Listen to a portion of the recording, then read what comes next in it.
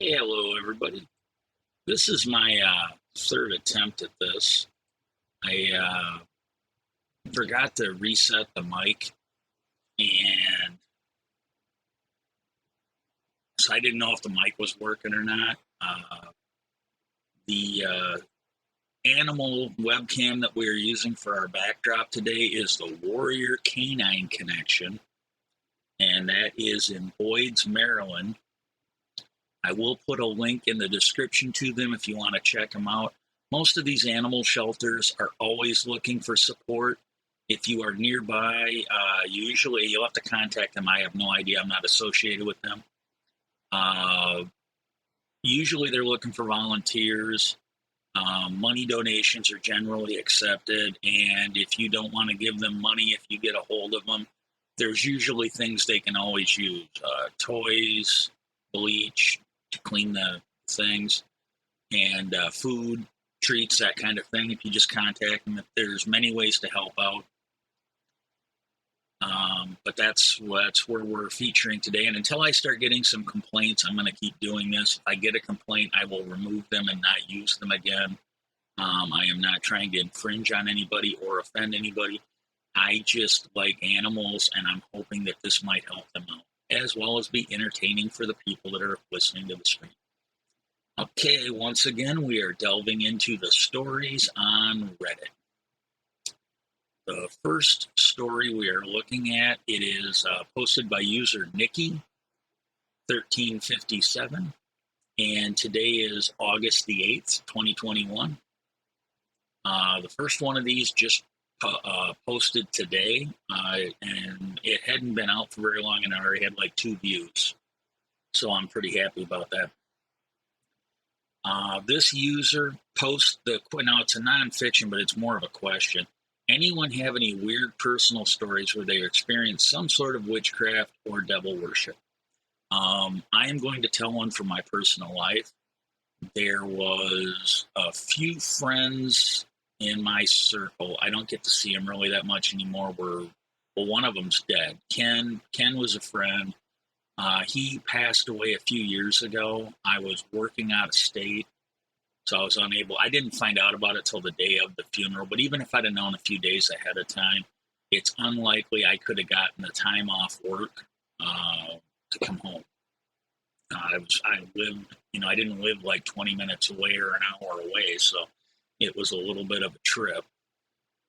And this was when I was still, I was starting to have those health issues that, just for full disclosure, there's, I think some of it will be in the description, but I am pretty sure I was drugged or poisoned working at General Motors for being a whistleblower.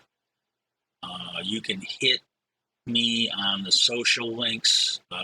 Feel free to drop me a direct message. I don't know how much I'm going to talk about other than what I've already done, but I can at least in the direct message direct you where I've made some of the information publicly available, and you can check it out. I'm doing some fiction stories that I am posting to YouTube. Legally, I can tell you more of what was going on with a story than with the truth, because if I am publishing a story and I'm advertising it as a story, they can't really sue you for it. And I can tell you pretty much what was going on, and I'm legally covered because I'm doing it as a story, and you can take it for what it was. It's an interesting story. If you want to ask questions, that's entirely up to you. But anyways, they want to know if there's any witchcraft or devil worship.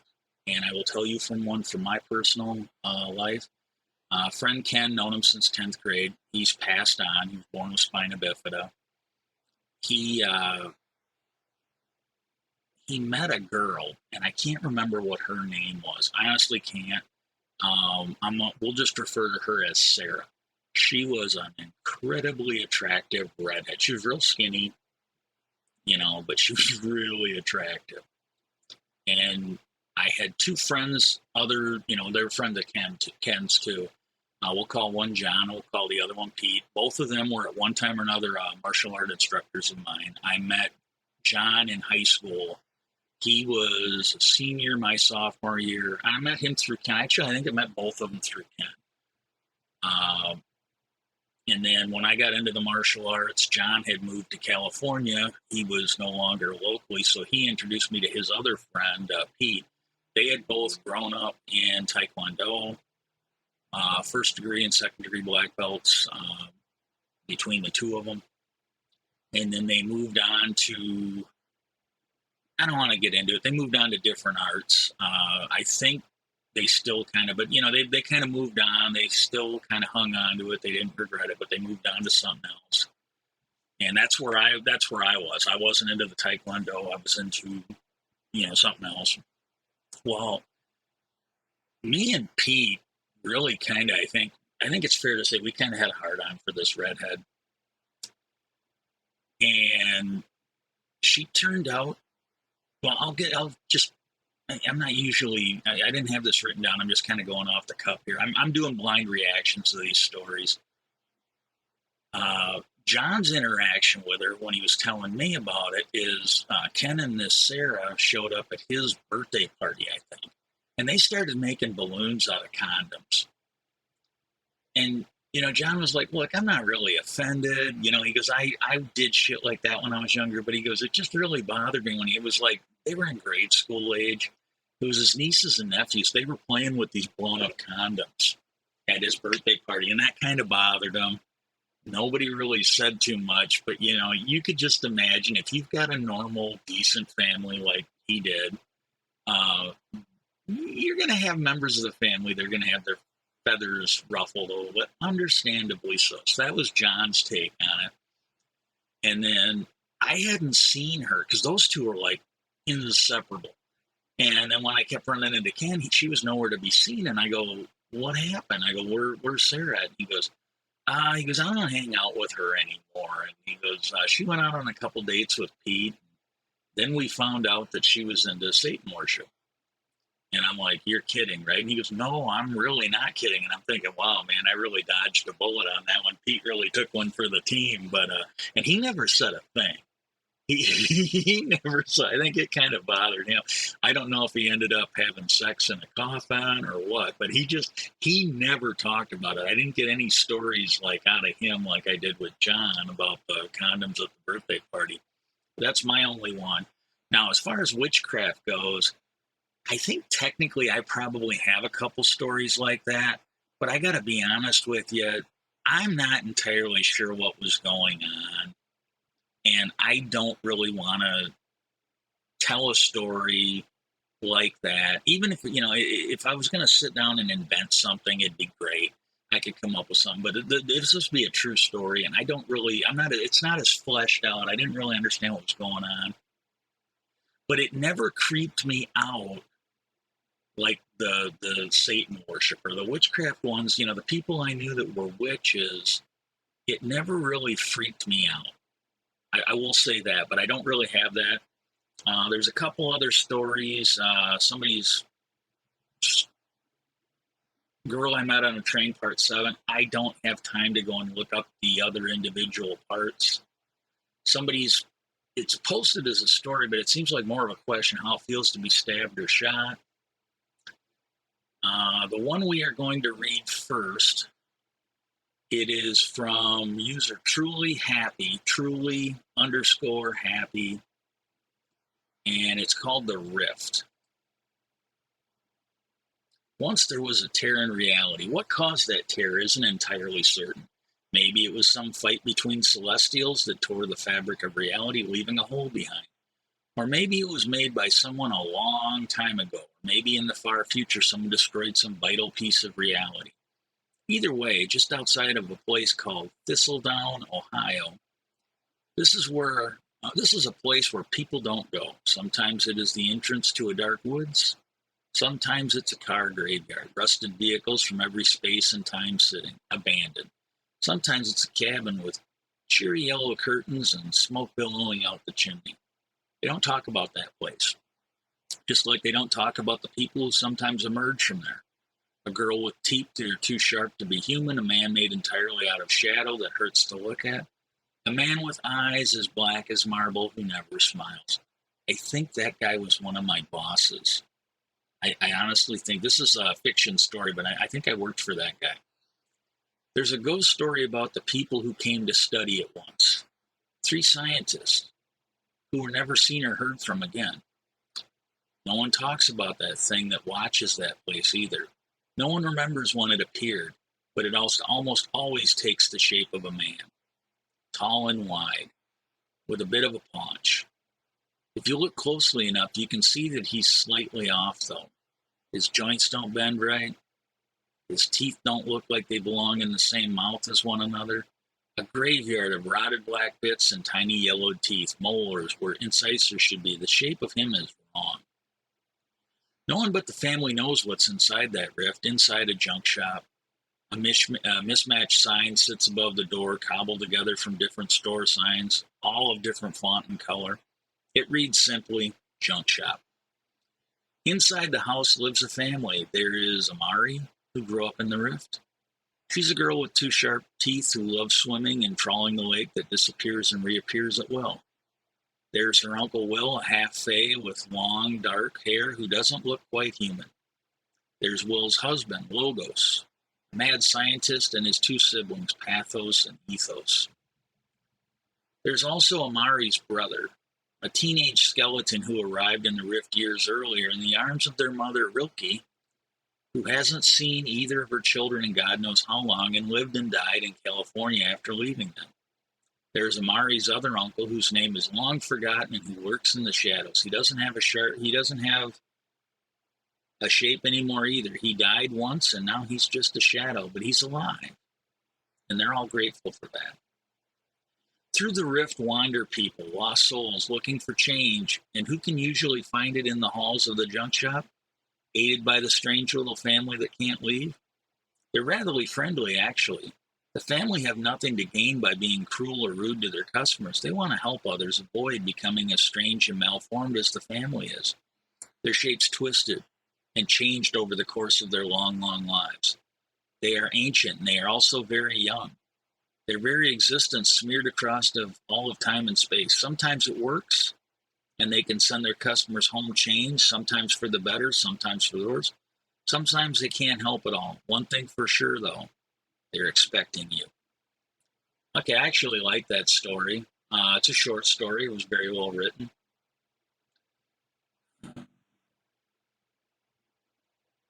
I'm going to try and do 3 more stories if they're not too long. The next 3, they're all from today, roughly, and one of them is nonfiction. This one is posted by user redvelvet_milkshake. I wonder if Red Velvet's milkshake brings all the boys to the yard. This one is called The Archibalds, and it is fiction. Mayford, the typical American suburbia. Too small to be a metropolis, but big enough to be a recognizable pit stop for vagabonds. The citizens of this town are nothing special. They live simple, happy lives with their white picket fences and freshly cut lawn. Among them lies an anomaly, a phenomenon so strange that many have speculated whether it's a curse or witchcraft. This anomaly is present in the Archibald family. Margaret Archibald and Blaine Archibald are a happily married couple that live on in their own terms. They both work a 9 to 5, and they are comfortable with their lives here in Mayford. They have 1 child, a daughter named Judy, a spirited young girl with the brightest smile, but what lurks behind her smile is a dark secret that is kept among the residents of Mayford. It is a warm summer afternoon. Mrs. Archibald is sitting in a rocking chair as the late summer breeze blankets her with a wave of cool. She notices a moving truck with a family next door that is moving in, much to Margaret's disdain. One of the new neighbors, a young man, approached Miss Archibald's porch to greet her. "Good afternoon, ma'am." "Hello, sir. Welcome to the neighborhood." "Hi, it's great to be here. My name is Daniel." "Margaret, everyone calls me Marge around here." "Pleasure to meet you, Marge." Mrs. Archibald looks around her porch and the neighborhood, searching for any signs of Judy. She takes a deep breath before speaking again.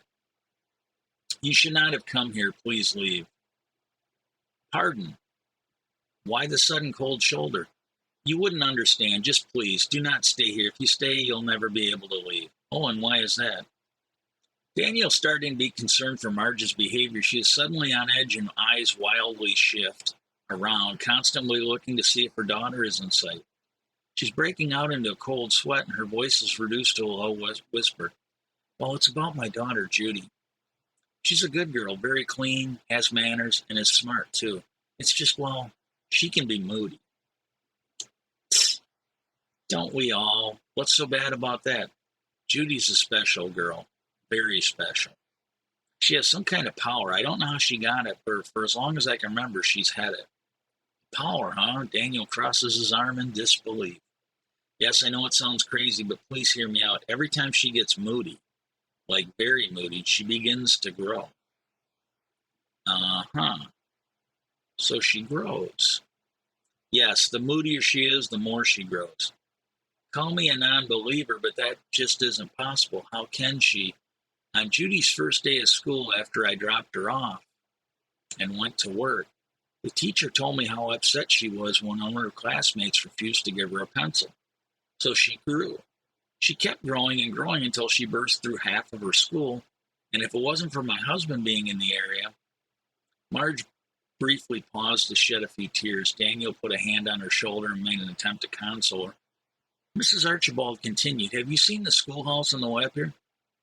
The one with that big hole through it? Yes, that was Judy.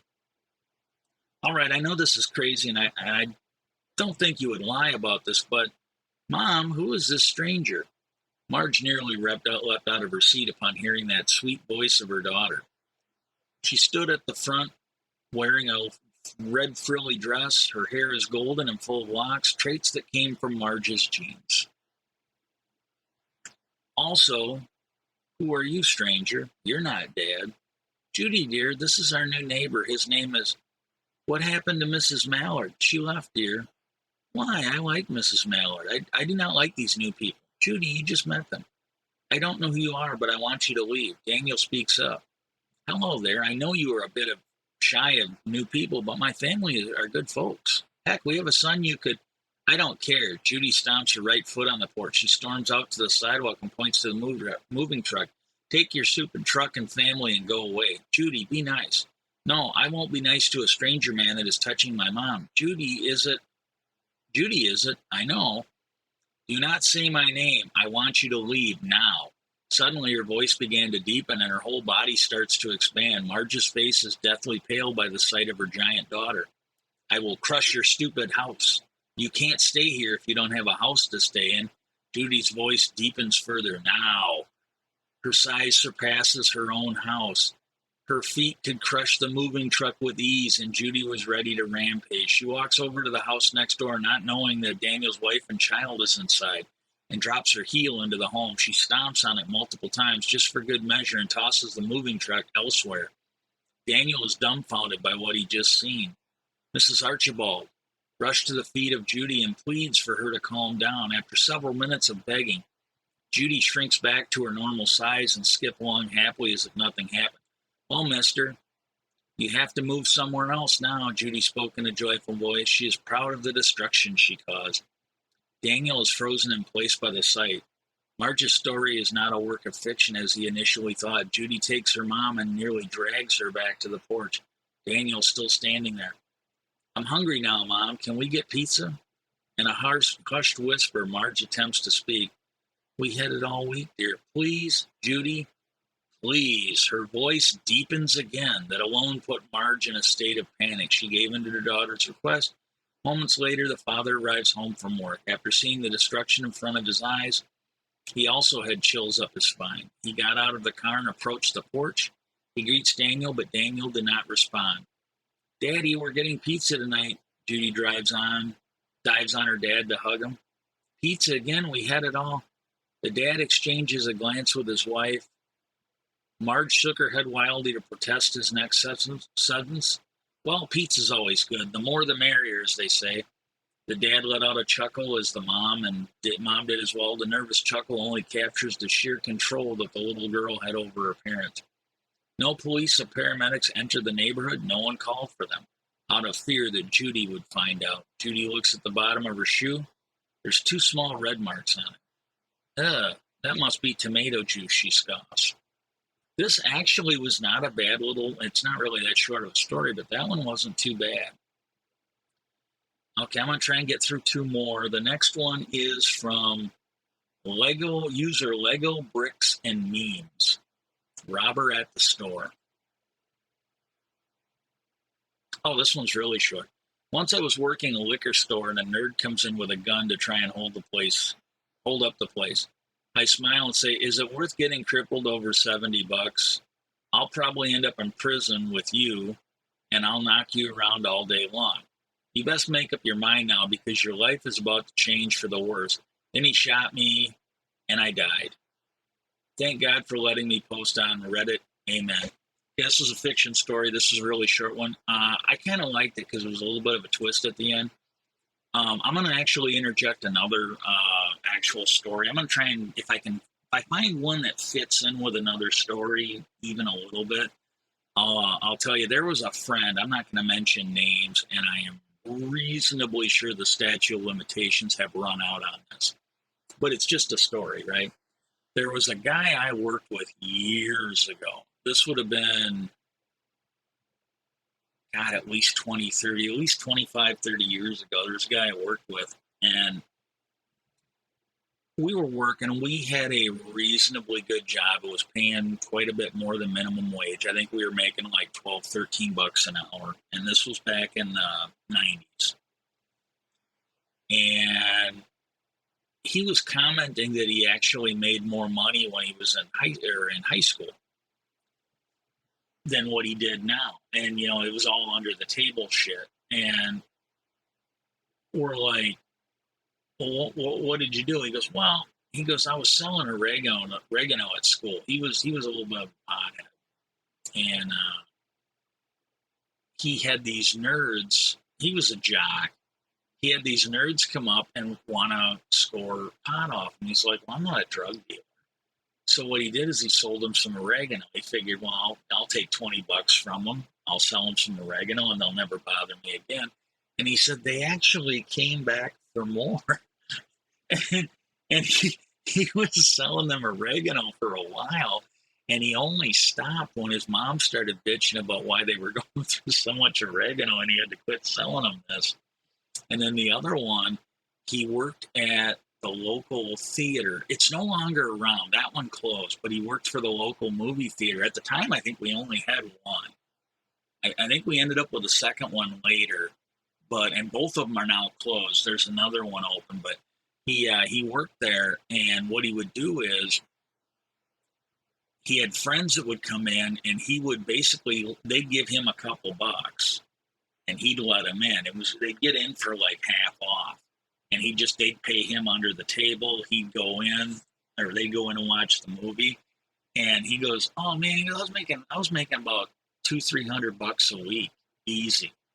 And I'm like, and there was no problems with it. He goes, "Well," he goes, "every now and then it would get crowded because, they wouldn't know that there were so many people coming to see that movie."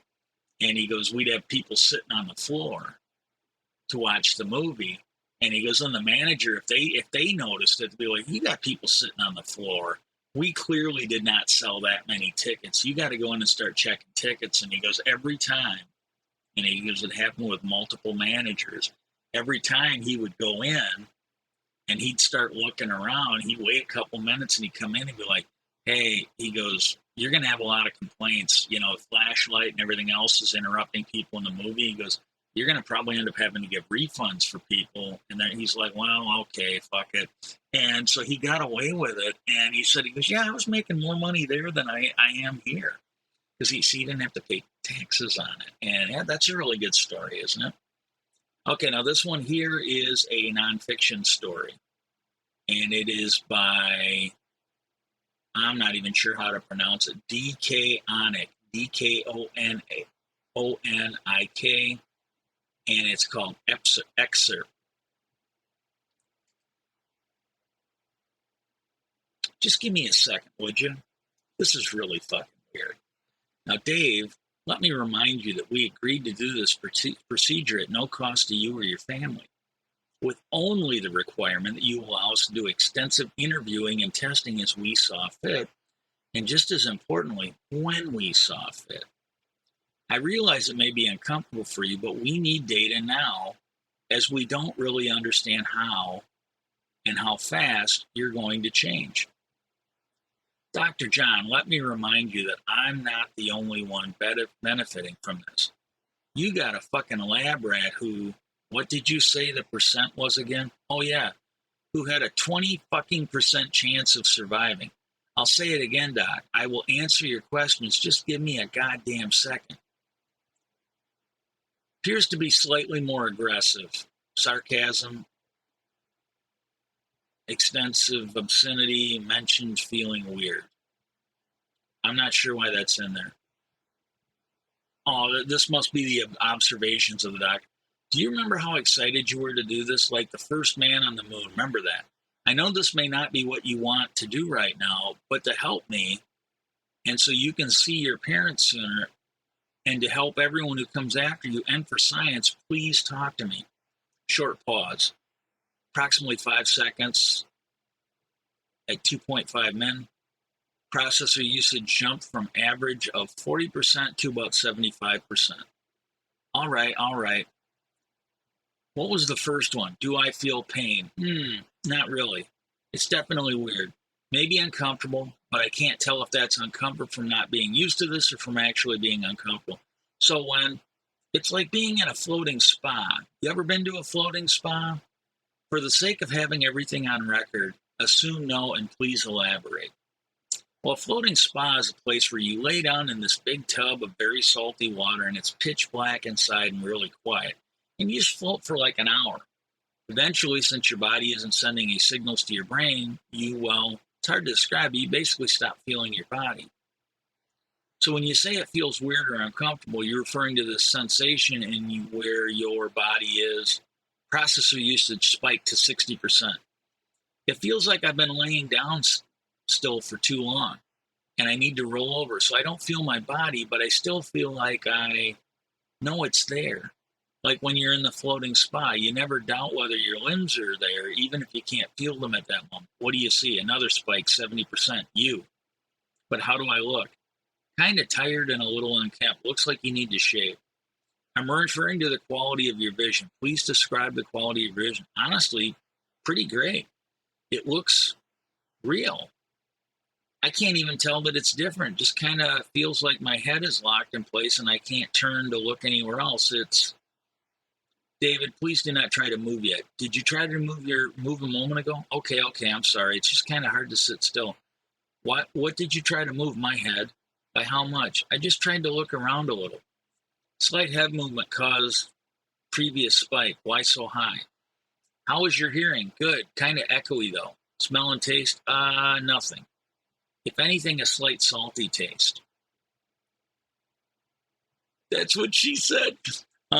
Okay, to prevent any more undocumented movement, let me calibrate where you think your limbs are, and I can have you start trying to move. I'm going to try poking your left palm.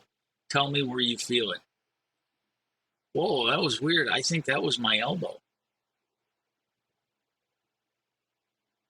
Then there's like the ellipsis. Excerpt, David S. Power interview via A.S. John, Alton Science Foundation Archives. S. Monaco, ellipsis. I end with this, Your Honor. I ask the court for the last time, note the definition of murder, the unjustifiable, inexcusable, and intentional killing of a human being. And I ask how the action Dr. A.S. John took, that of euthanizing David Powers, an innocent man, using funds from you, me, and every other taxpayer in this room, doesn't fall under that category. If we can't, as a group, as a society, look upon that action and deem it heinous, unholy, and punishable, then A. Albert, ellipsis. The prosecution's association with the Foundation Party, the radical religious group, and modern-day Luddites is clear from the views they espouse, those same views which they have been trying to enforce on us all these past few months. I ask the court to realize that we are at a transactional period in human history. This decision that will be made today will set the course of the future. It's not a decision to be made lightly, but it is also not a decision to be made using precedents set hundreds of years ago.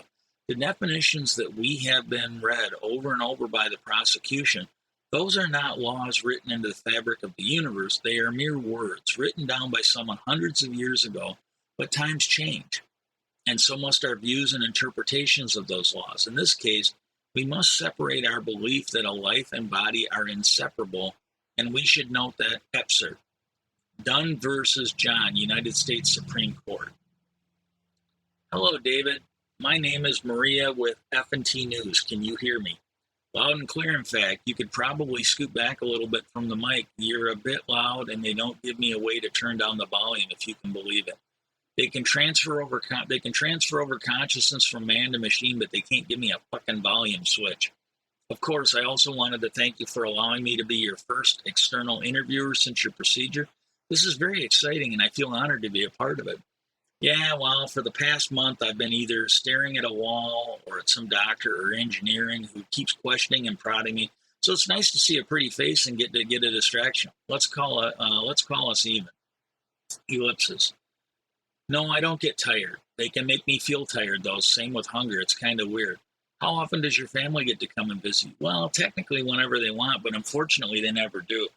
Well, my parents came to see me once. My mom saw what I looked like on the outside, just a camera, microphone, and a computer with a picture of me taped to it, and couldn't take it. She said that I'm not her son. I'm just a plastic box pretending to be him. Maybe that's true. I thought a lot about it, you know. I mean, I feel like me, but maybe I'm not Dave. Maybe I'm just a copy of Dave, a copy of who Dave was when they scanned me, or his brain. But is there really any difference? I'm running the exact same brain that Dave, the real Dave, had in his head. Is there any reason that I'm not him? Is there some piece of him that wasn't copied over, a soul? I don't know. What do you think? Ellipsis. Can you die? Well, that's an interesting question. So, yes and no. Me and the current me that you were talking to can die. If, say, the computer I'm running on gets destroyed or something along those lines, then by my definition at least, I'm dead.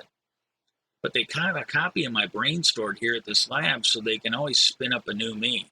I won't remember this conversation or any of my other memories since that procedure, because the copy of my brain is from a month ago, but they're working on an addition that will save my memories and experience by saving any of the changes that occur to my virtual brain. So eventually I can technically live forever.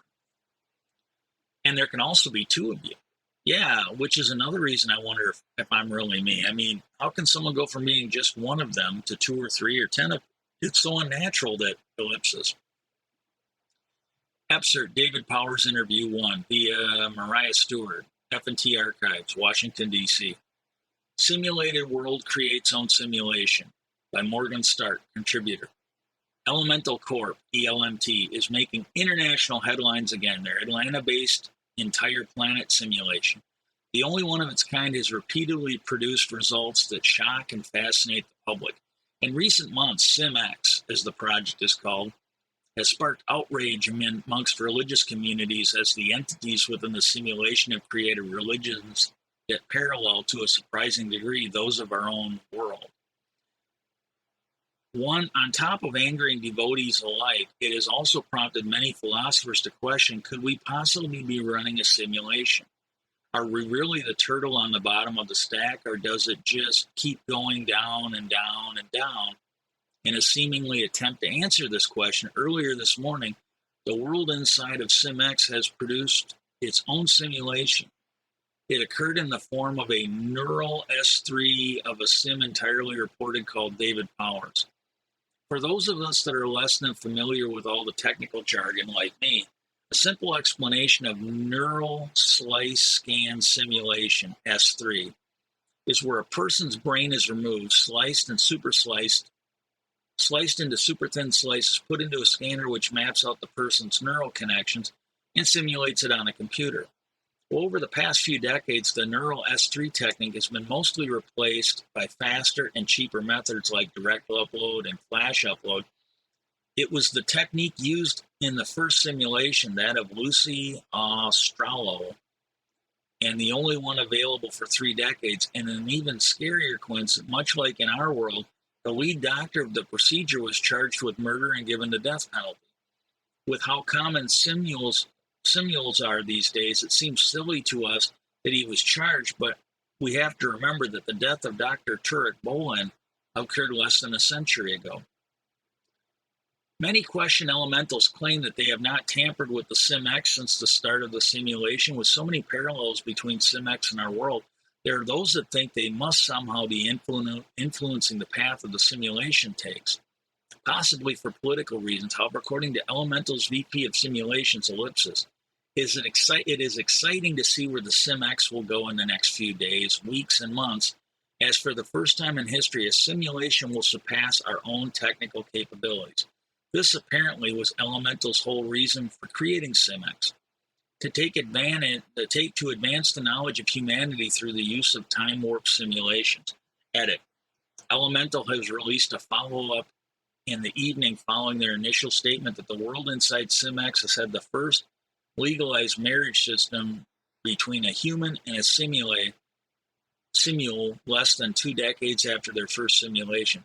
This is staggering compared to the 70 years it took for our world to accomplish the same, and especially coming from the usually more conservative SimX. The marriage occurred between the first simule, Dave Powers, and a human woman by the name of Mariah Stewart, who was reportedly the first Ellipsis. Excerpt, Daily Dispatch, via Morgan Stark, the Terra Star Archives, London. Ellipsis. At the time of the energy crisis of Earth, the only entity capable of running a simulation on the scale of a planet or stellar system was a company called Elemental Corporation, headed by a man named by the name of Alexander Mellor. Not much is known about the mysterious Mellor, whose name is bestowed upon countless items, as he took great care to destroy as much information about himself as possible before he died. However, historians have been able to piece together some of his life using sources that document Elemental Corporation's monumental role in eliminating the Great Crisis and consequently preventing the invasion of the League of Outer Planets, LOP. It is believed that as a child, Mellor had ellipsis. One must remember that while today the LOP is hailed as the source from which the seeds of many of the most populous and powerful systems in the galaxy sprung, at the time it was considered and acted like a terrorist organization. The harsh conditions and the scarcity of resources beyond the asteroid belt of the Cradle system has created conditions which hardened members of Ellipsis.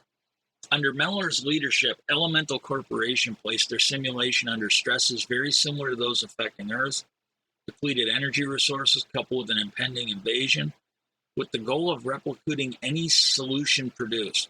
This idea was an entirely novel concept while running simulations past current scientific development in order to copy any inventions or discoveries was a well-known concept. Even at the time, no one thought it was possible to manipulate large-scale simulations in such a way as to produce a precise scenario. The technique, eventually dubbed the Mellor method, worked, and Mellor was able to provide the nations of Terra, NOT, with the blueprints for the first Mellor generator. Excerpt, A History of Pre-Modern Humans by Heldon Sari. Okay, that's the end of the story, and that's what I'm going to do today. I hope you like it.